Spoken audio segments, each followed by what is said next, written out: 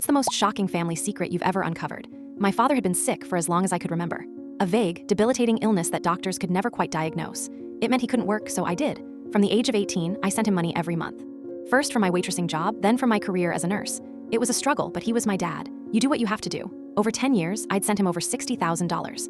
He was always so grateful, his voice weak and shaky on the phone. He'd tell me about his constant pain, his mounting medical bills. I never questioned it. 2 years ago, I got a promotion at work that came with a significant raise. I decided to use the money to hire a private investigator, not because I was suspicious, but because I wanted to find a specialist, any doctor in the country who could finally figure out what was wrong with him. I thought I was doing a good thing. The investigator called me a week later. "Are you sitting down?" he asked. He told me my father wasn't in his small apartment in Ohio. He was in Florida. He sent me a photo. It was my dad, tanned and healthy, laughing on a beach with a woman who was half his age and 2 young children. He looked happy. He looked strong. He looked like he'd never been sick a day in his life. The report was devastating. He had 2 lives. He'd been siphoning my money for years to support his new family, funding their vacations, their private school, their beautiful beachfront home. My medical support had paid for his son's private tennis lessons. The man I had sacrificed everything for was a ghost. My father didn't exist. It was all a lie. I didn't confront him. I planned.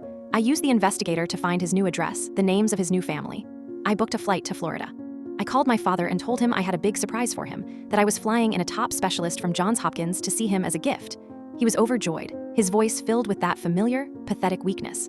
I told him the doctor would be arriving at his Ohio apartment on Saturday at noon. He promised he'd be there. Then I reached out to his new wife on social media. I told her I was an old family friend who had lost touch and that I was organizing a surprise family reunion for my father's birthday. I invited her and the kids to his Ohio apartment for Saturday at noon. I told her he had no idea. She thought it was a wonderful idea. I flew to Ohio and waited.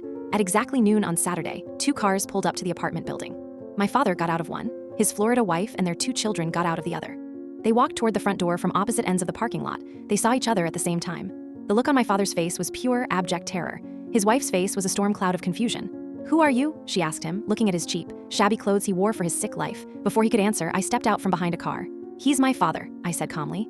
"The sick, broke man I've been financially supporting for the last 10 years. I just hung up.